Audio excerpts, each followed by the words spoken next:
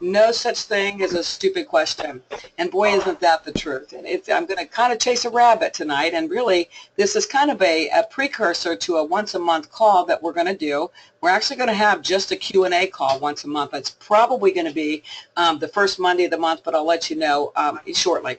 But it's going to be just a Q&A call. You know, there's no shame in being ignorant. And some other people ruffle up and say, don't you call me ignorant. But ignorance, I put the definition up there, it really just means that you lack knowledge or education or awareness. That's all. You know, and all of us are ignorant. All of us came into this business ignorant, and almost all the people we talk to about what we do are ignorant. So it's not a bad thing. Don't confuse that with being stupid. It's just ignorant. So we're lack knowledge, or lack education, or lack awareness. And there's no shame in that whatsoever. You know, there is shame, though, in remaining ignorant by choice. And I think a lot of people are doing that. So I want to chase the business side of it. And I'm going to go into a different direction here in just a few minutes. You know, but do you know what you don't know? You know, a lot of people out there knocking around in the business, and they don't feel like they have the knowledge. They don't have what they need to move forward, but they don't even know what they don't know. You know, it reminded me as I was preparing for this, I went off to auction school many years ago, and I had already been in the auction business for 2.5 years before I went to school. And so I went off to North Carolina, and I'll tell you what, it's a 2-week class, and I had a list like you can't believe, because I knew what I didn't know. So I set out to learn certain things. I came home empty-handed, and that's another story. I started an auction school. But you got to know what you don't know. If you feel like you're lacking, you got to figure out, where am I lacking, right? But there's another possibility. You know, do you lean on the need for more knowledge as an excuse not to move forward? You know, if you're on my team, you get sick of hearing me say it, but I say it often, and that is so many people are getting ready to do something. So do you use that, what you perceive as lack of knowledge, as an excuse just to not do anything? You know, maybe you expect others to voluntarily educate you. Well, gosh, we got a whole array of things in our business, you know, that we can learn from, but nobody's going to be spoon feeding you. You know, you actually have to take that step, and you have to invest in yourself and your business to go look for those the areas of education that you need. You need to know what you don't know, so you know where to go look for it. But nobody's going to voluntarily just throw education your way. You're going to have to actually take a step yourself. You know, do you live in fear because you think you lack knowledge? And I'll tell you that we could never get enough teaching on fear, you know, because fear is really what holds everybody back. But so often people are fearful, saying, I don't know what to say, I don't know how to do a demo, you know, I don't know all this science. Whatever your excuse is, you could be just living in that fear because you think you lack the knowledge to move forward. Maybe you do, maybe you don't. You know, do you refuse to put the effort into your own business? It's your business, guys. It's nobody else's. And you've got to be willing to put that effort in for yourself. You know, are you barking up the wrong tree? You know, gosh, a lot of us are. You know, we're not even presenting what we should be presenting. We're barking up the wrong tree. We think we don't have knowledge in a certain area that really doesn't mean anything at all. You could be barking up the tree. Goes back to the first step. Do you know what you don't know? And if you can't ask questions, you know, if you can't humble yourself, swallow your pride, figure out what you don't know, and ask the questions that you need to grow yourself, how in the world are you ever going to learn to ask the questions that actually grow your business? You know, you're not. So you've got to somehow get out of that mode and start asking the questions. There's no such thing as a stupid question, but you have to know what you're lacking and know what answers you're looking for. You know, we're all self-taught. I love this little cartoon, you know. I'm self-taught, and unfortunately I flunked the class, and I think many of us are. I think so many people are so used to working for someone else. They're actually in idle mode, not doing, you know, what they should be doing, and certainly not seeing their potential, because they don't understand that you really need to be self-teaching right now. We're in business, you know, for ourselves and not by ourselves, and there are so many people out there to support us, no doubt about that. But it really comes down to, it's your business, and you have to be willing to self-teach. You know, once upon a time, Thomas Edison knew nothing about electricity. There was nobody before him, nobody to teach him, nobody he was following. He just, you know, did his thing, right? Once upon a time, Michael Jordan knew nothing about basketball. Once upon a time, Bill Gates knew nothing about computers. I mean, think about that. These teenagers sitting in this garage working on computers. There wasn't anybody else out there doing it. He broke new territory. Nobody was teaching him. Once upon a time, Warren Buffett knew nothing about business and money. Well, hey, once upon a time, Mr. Oshiro knew nothing about ionizers. Once upon a time, our leaders knew nothing about direct sales.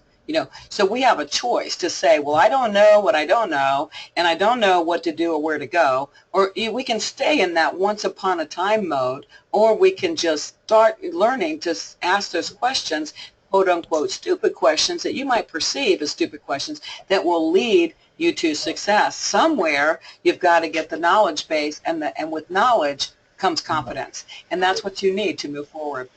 Boy, Jim Rohn, can we ever get enough of him? I certainly can't, but I always love this quote: formal education will make you a living, self-education will make you a fortune. So it really does come down to that, guys. I don't make any apologies. It doesn't bother me anymore. I don't have a college education. I barely got through high school, for heaven's sake. We bounced around like gypsies. I went to 5 high schools in 2 years. I barely got out of there.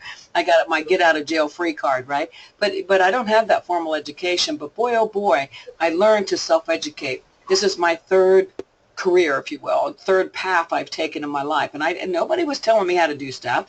I had to learn to self-educate, and so do you. Business is business.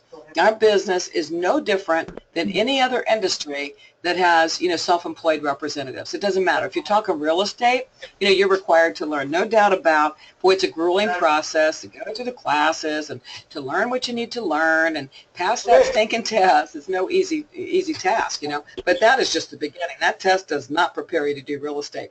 After that, there are some, requirements that we have, continuing ed and things like that are, required for us in that industry. But rest assured, the broker does not sit there spoon-feeding you and teaching you how to go out and get listings and how to make sales.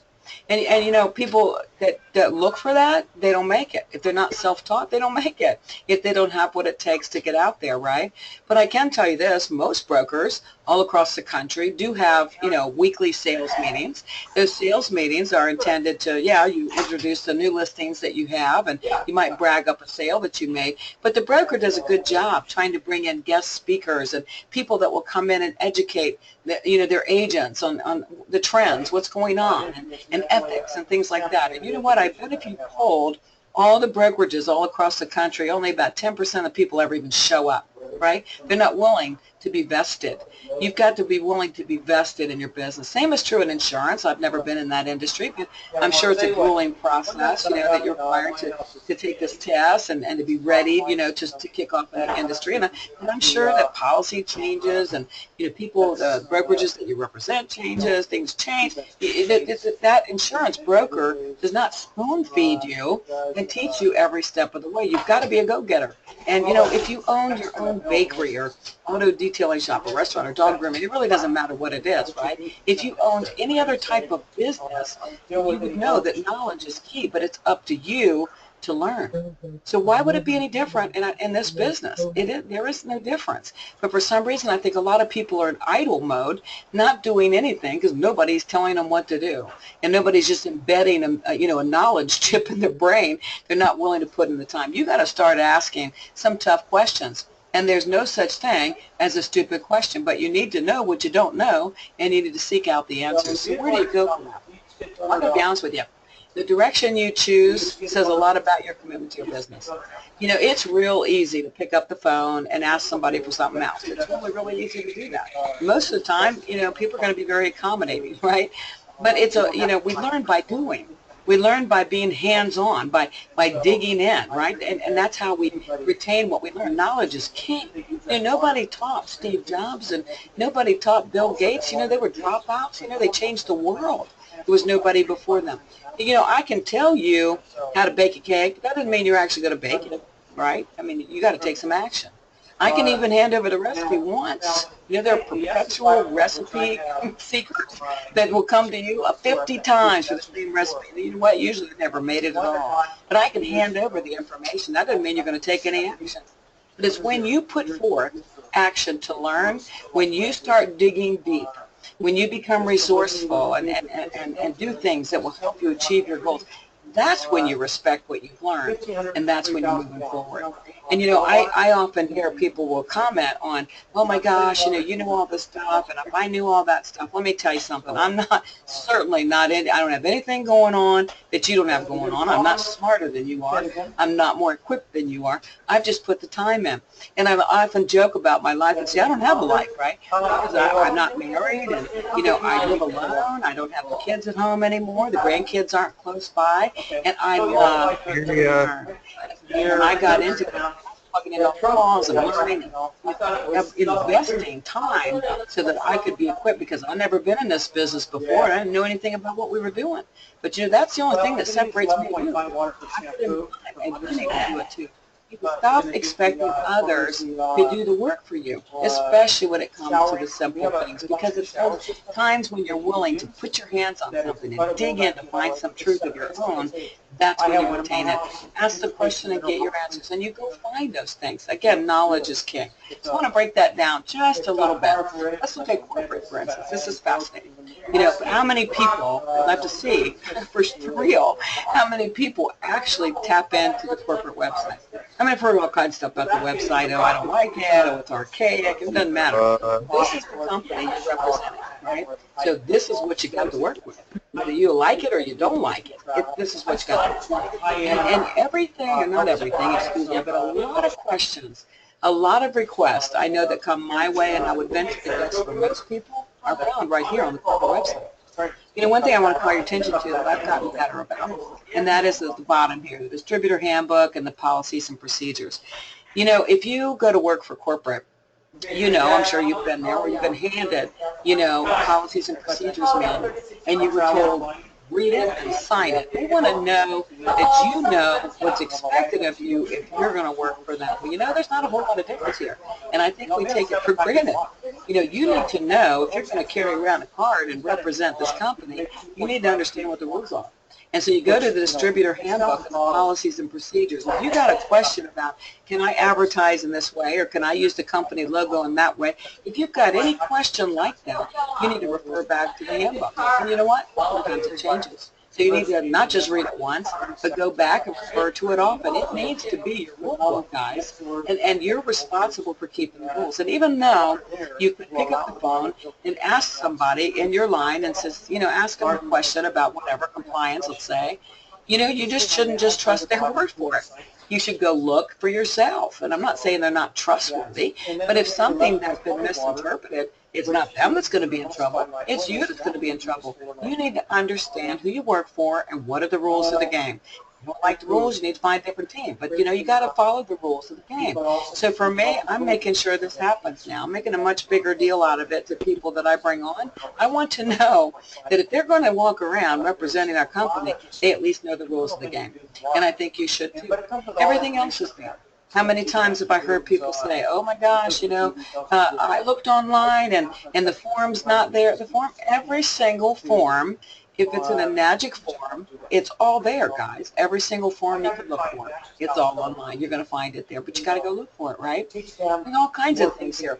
You know, they've got, you know, seminars and trainings. You know, you can go request your genealogy. You know, everything. They've got videos that you can send directly to your prospects, the magic newsletter that you might want to refer to, title incentives that are going on, things like that. You need to tap in. The company's not saying, by the way, have you been to the website this week? You need to read it. So if you're looking for some questions that are just basic questions, forms, you know, if you're looking for, this is a common one that people say, what does our filter take out? Well, go look for yourself. It is on the corporate side. I just double check. It's there.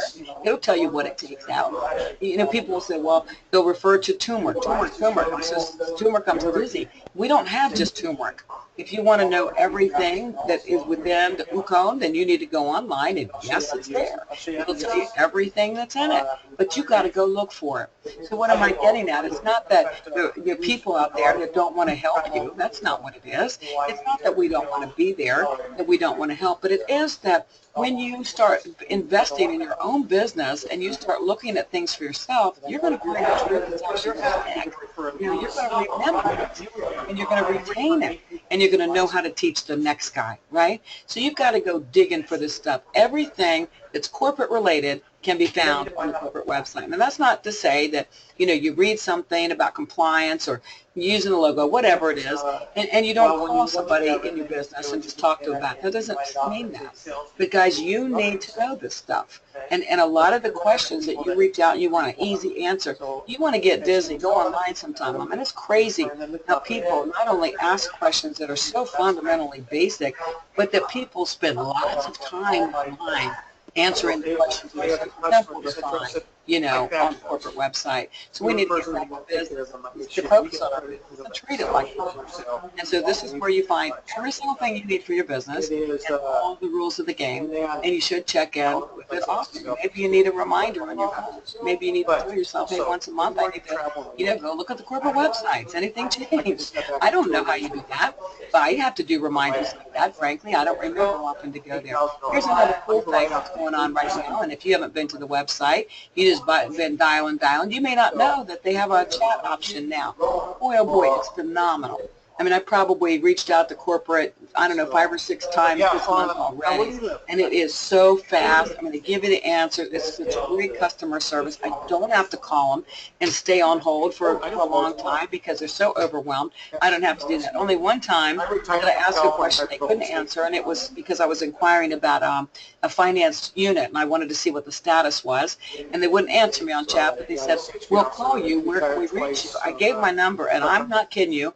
Before I could get off the chat screen, my phone was ringing. I had my answer. You may not even know that.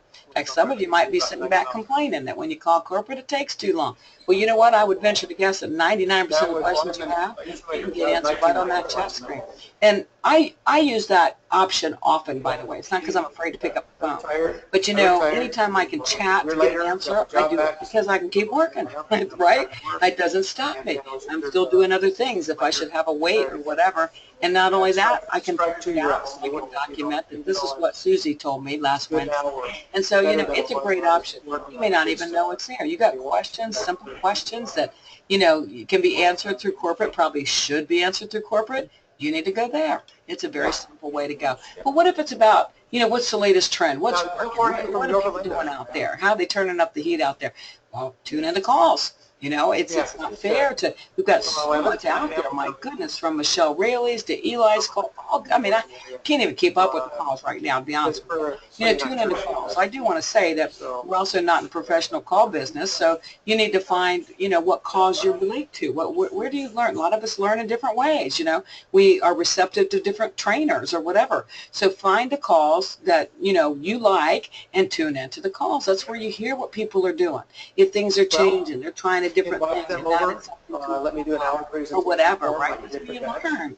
You need to attend events, you know, and it's not always convenient. This is, you know, gosh, when I was in, I tell everybody that I've been to every state in the country but one, and you know what? I haven't seen anything. Why? Because I was conventioned to death. You know, when I was in the real estate game, I not only had my real estate national convention, but I had 23 state licenses for different states for auction, and so I would go to the conventions for that.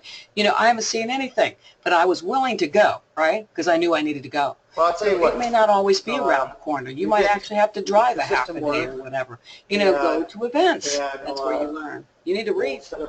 Boy, how many people don't read? Not only they don't read good things and positive things to get in their head, but they're not willing to read. They're not willing to take the time and read about something. And there's all kinds of stuff out there that you could read. You go to people's blogs. You hear what they're doing.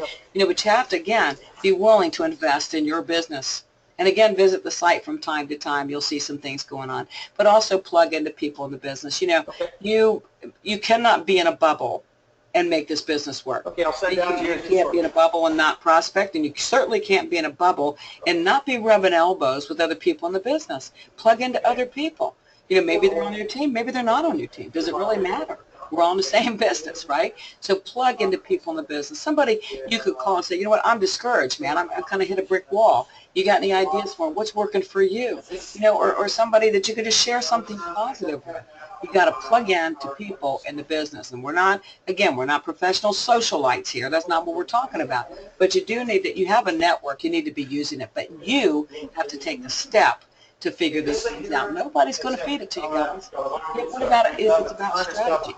Again, so what's working? You know, strategy, like a couple weeks ago we had somebody ask, what would you say to a veterinarian? Things like that, you know. Make calls to other people. You go online, see who's talking about, you know, veterinarians at Water, and pick up the phone and ask them if you got some kind of strategy you're thinking about. Most of the time they'll answer. Right? Again, attend trainings and events. You might see, I actually saw one advertised where somebody was actually doing a demo at a veterinarian's office. If they were close by and you were interested, pick the phone up. Do you mind if I attend? Right? You got to be willing to ask the right questions and get the answers and invest in yourself and get creative and try on your own. Again, not everything is broken territory, and certainly this is your first business maybe. You need to be a little bit creative and willing to try on your own. And I'm not talking about getting outside of the duplicatable things, but I am talking about, maybe you need to be creative about how you prospect. Maybe the way I prospect doesn't work for you, right? But you got to be creative and be willing to get out on your own. Knowledge is always king. So, and it's always your responsibility to get it, and nobody else is going to just give it to you. What about if it's about technology? Well, first, I've learned the hard way, keep people off the internet. Don't let them go, looking all around there and reading trash on the internet, people's opinions and blogs and fake consumer reports. Learn to refer them to scholar.google.com. And I use electrolyzed reduced water. I don't know, 28,000 entries, I think it's the last that I saw out there. Learn, if you want to talk about science and stuff like that, send them to the real stuff. Don't start spitting stuff out. Don't start trying to be an expert and doing what we call, talking beyond the sale, right? Most people don't want to hear all that stuff. If it's about competition, you need to go review the training on competition that we did a week or so ago, right? Because most people are studying, you're putting more time into competition than you are in an adjunct. For heaven's sake, we've got stuff they'll never have. So review that. It's a good reminder, I think, of why we need to be looking at our business and what competition really looks like.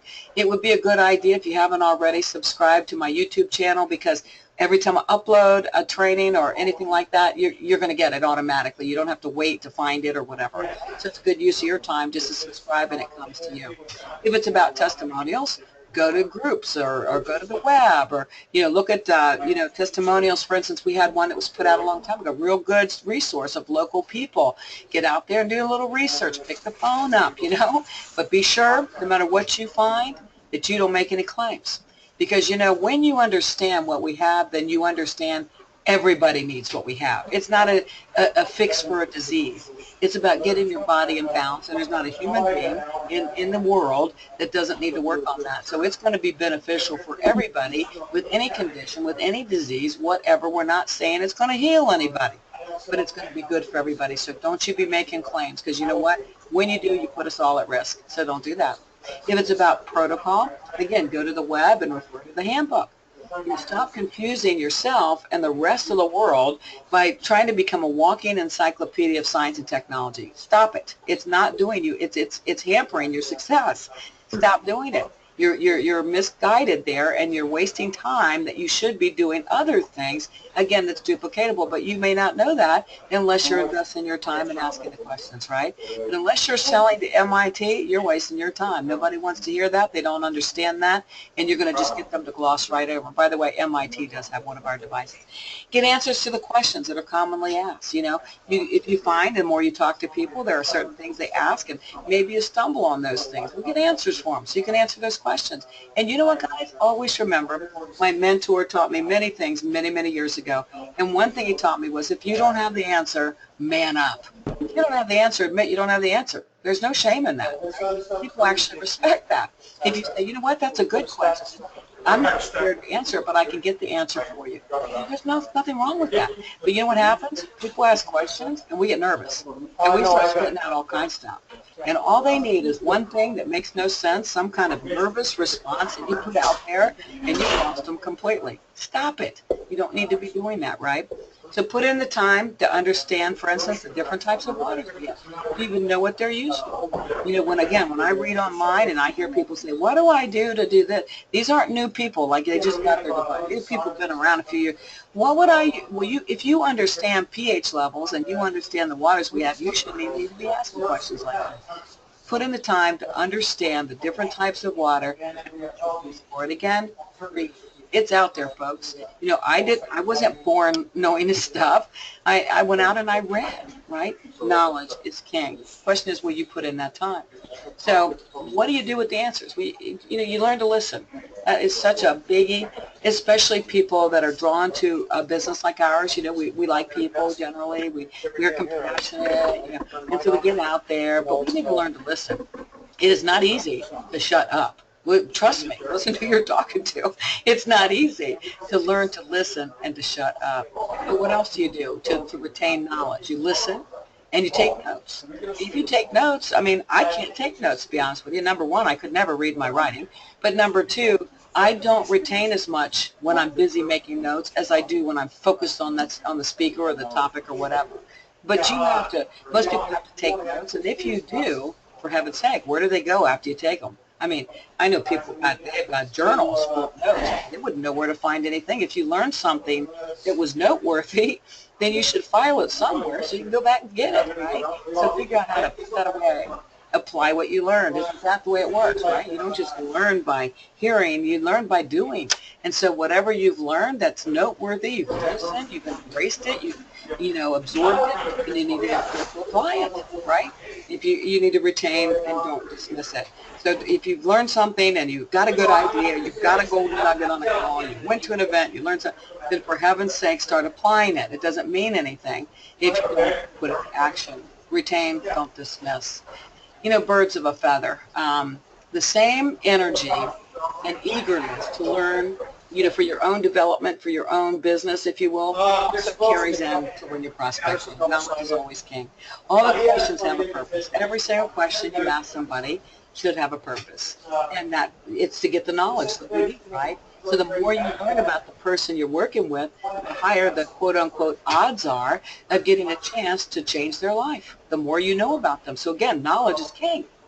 Nobody else can do that for you. If you're shy about talking to people, if you don't know what those questions are, then you need to practice it. Again, I can't stress to you guys enough. I mean, you're talking to somebody. I would never even be on a phone call when I was a young person. You heard my story. I mean, I got up to public speaking. You forget about it. I was so consumed with fear, but I took Dale Carnegie and I overcame. Anything can be fixed, okay? So if you are expecting other people to do it for you, it's not going to happen. If you've got something that you consider to be lacking or a weakness or fear or whatever, it can be overcome, but you got to take the action. There isn't an easy fix.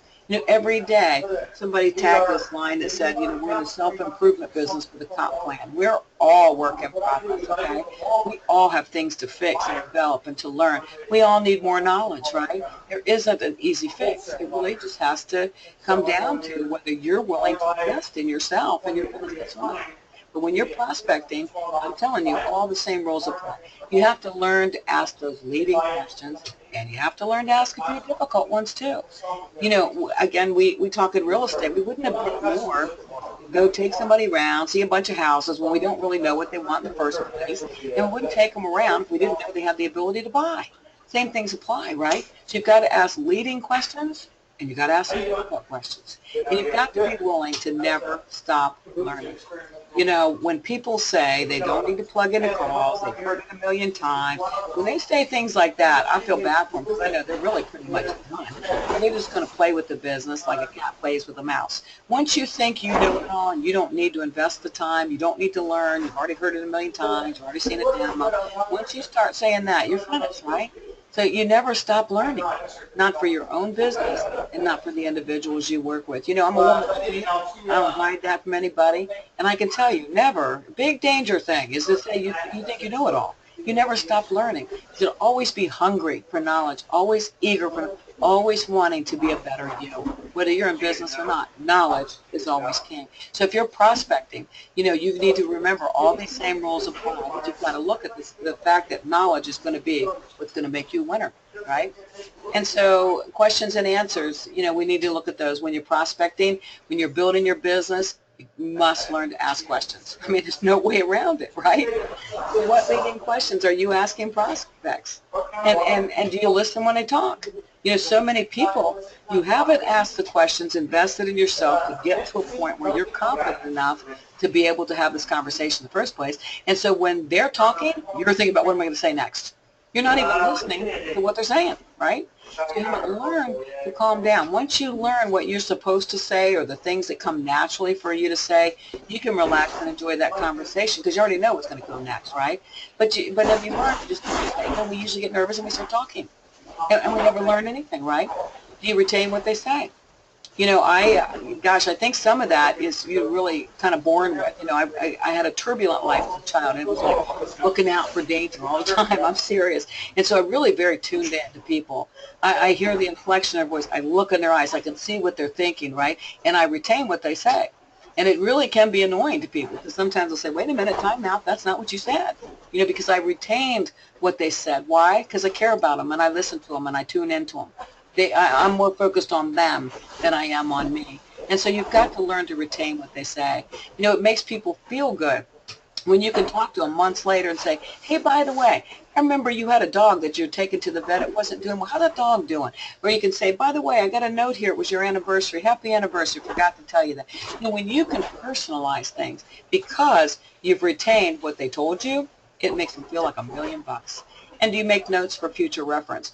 I use, I don't know what you use for tools, but I still use Outlook. I love Outlook. And when I talk to somebody or I meet with somebody or I make a note in my file, so I can say the last time we talked, they talked about, their father-in-law was sick or whatever. I make a note there so when I follow up, I can remember, just in case I didn't retain that, I can reference, oh, that was their father-in-law. That's right. How's your father-in-law? Make notes for future reference. It makes people feel good. You've all experienced that for yourself when people remembered your name, or they remembered to ask you about something, right?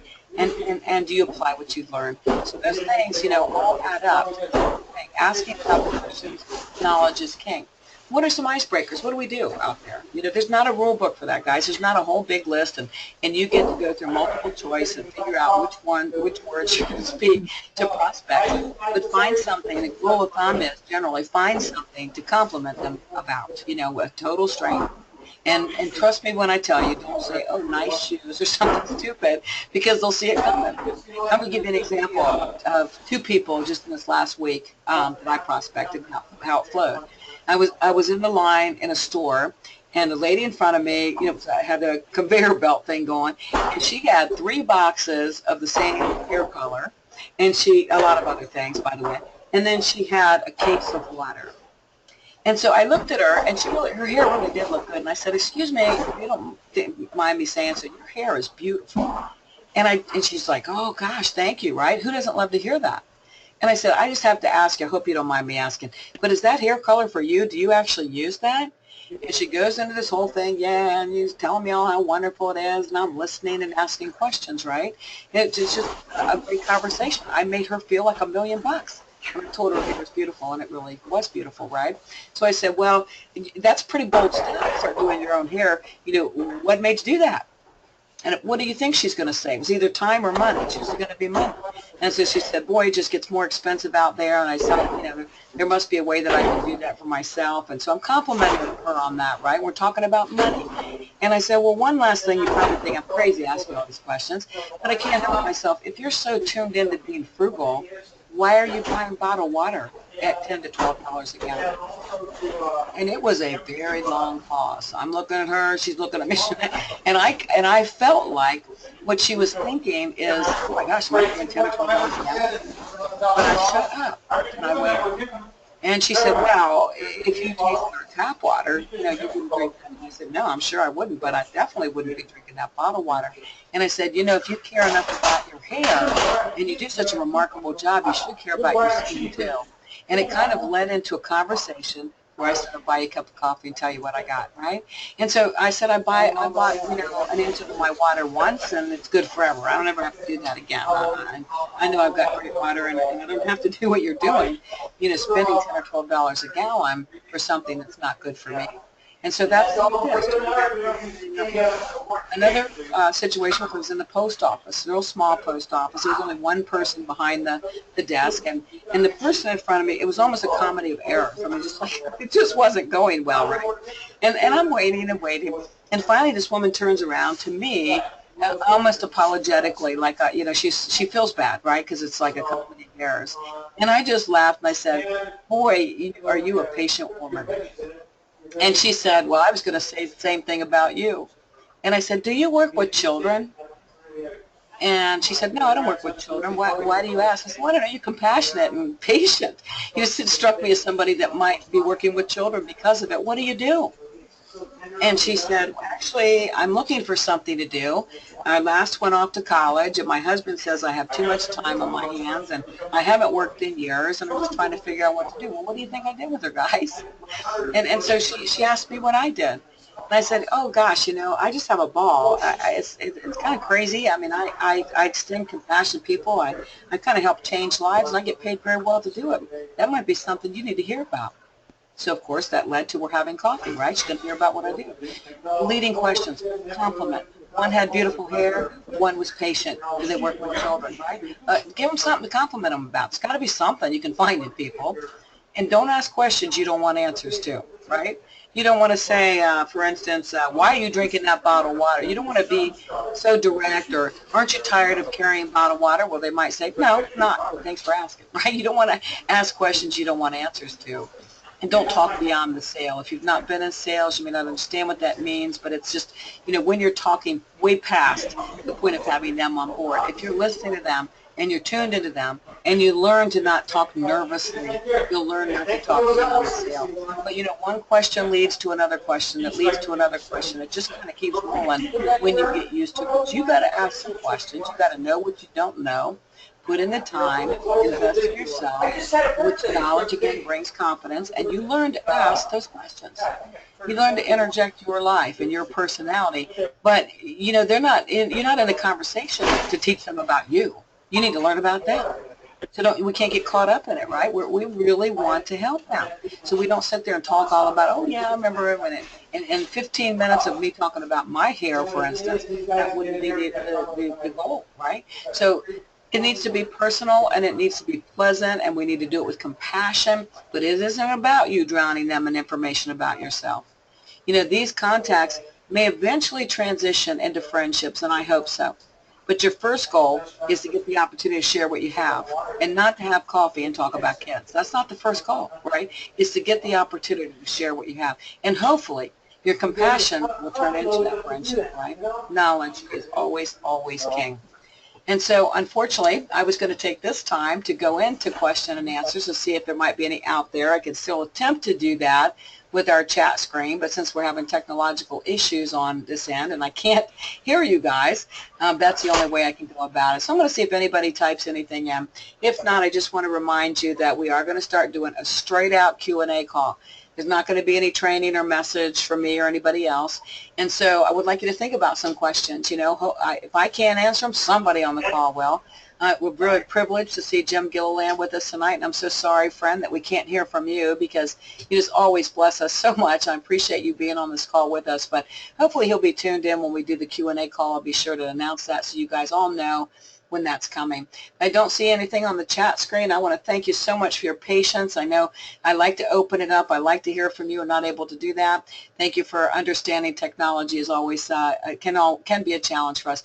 But never forget that knowledge is king. Embrace your business, guys, and be hungry to learn more. It's that why and our burn in our belly that makes us want to be the best that we can be, to strive to be all that we can be.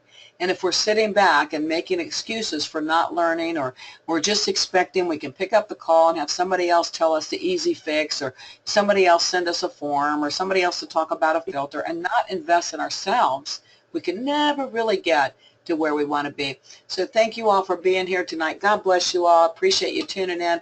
I'll see you next time, and hopefully we won't have audio issues, and I'll be able to hear your wonderful voices back. Make it a great evening, guys. See you next time. Bye-bye.